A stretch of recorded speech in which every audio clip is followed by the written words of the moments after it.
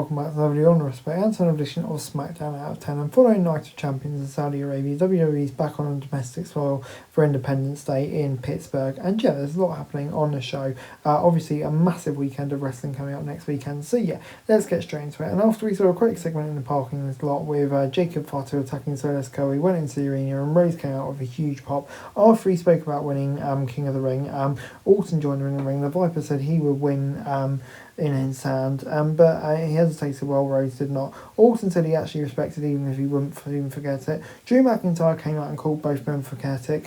He said Orton was weak for allowing Rose to do what he did. He then told Rose he hopes he wins the title from Cena so he can beat him for it. The Viper lived up to his reputation, hit McIntyre and RKO out of nowhere, showing a tense look with Rose and exiting the ring. The segment was simple but effective. We might get Orton versus Rose, McIntyre versus Rose, Orton v McIntyre, or even a triple threat match for all of them in. Before we got Secret Service versus Bliss and Charlotte Flair, Oldest booked a triple threat match to determine who would fight for the women's tag team titles. Bliss, Mitchell and Niven began in the ring, but Flair tagged herself in before anything happened. The first few minutes were highly competitive. Even though Flair got the most offense, she wasn't outshining anyone. While it should be noted, B-Fab has made huge strides in the ring when she got going. She looked a bit sloppy, and it did slow down the momentum of the match. Bliss was able to score the win, and Flair gave her a big hug. And yeah, it's going to be an interesting one to see how that team develops. But for me, the right decision, 6 out of 10. Berto, Chris Sabin, Johnny Gargano and Montez form and then put onto one team by Nick Aldis to battle the Wyatt Six. All four of the teams that made up the Wyatt's opponent had backstage segments set up, but they were clearly not on the same page. The Wyatts had the upper hand for most of the match, and the Babyfaces got in some good offense, but for the most part it was a dominant performance by the Wyatts. After Gargano refused to tag, Sabin ended up taking a loss to Rowe, and the match had some fun moments in spot, but even if they had a bit more time, everyone could have been featured a bit better. All in all, it is only one or two that stood out. So yeah, 6 out of 10. Before we got Fraxian versus Andrade and Phoenix, Tiffany Stratton came out to pick her challenger for Evolution, but before she could make the announcement, Cargill interrupted her. They were soon joined by Trish, who sent Wayne Barrett into a tailspin on commentary. We ended up finding out that Tiffy would face Stratus for the title of Evolution. This led to a pre-recorded promo for Sikoa.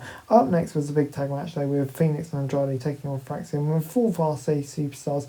The match got off to a hot start and never really slowed down. All 4 men flying all over the place. Sometimes you just have to stick talented workers in the ring and magic will happen. They ended up getting a lot of time to work, so they were able to make, I'm sure, all of them shine. Fraxian brought a lot, but Phoenix and Andrade were able to get the win. So yeah, on the whole, I'll give it a 6 out of 10. I thought, big win for Andrade and Phoenix, probably hurt Fraxian, but I thought on the whole the match was just great.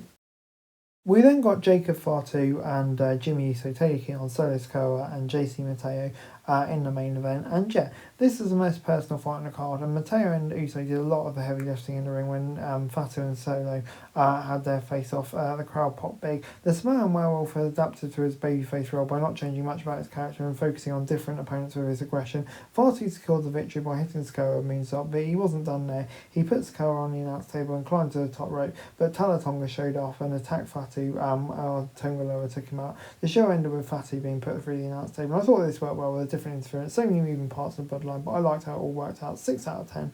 And overall, SmackDown this week gets 6 out of 10 for me. I thought, yeah, it's just a pretty bog-standard episode of SmackDown, to be fair. Nothing really that stood out, but I think, lots of intriguing little angles to keep us going throughout the coming weeks. But yeah, nothing really massively standing out. 6 out of 10. Hey guys, that's it for this video. Thanks very much for watching. Remember to like, share, subscribe. Follow us on our socials, link in the description below for daily wrestling news, meme and content. Subscribe to our other channels on screen right now, that'd be greatly appreciated. Thanks very much for watching. Peace out.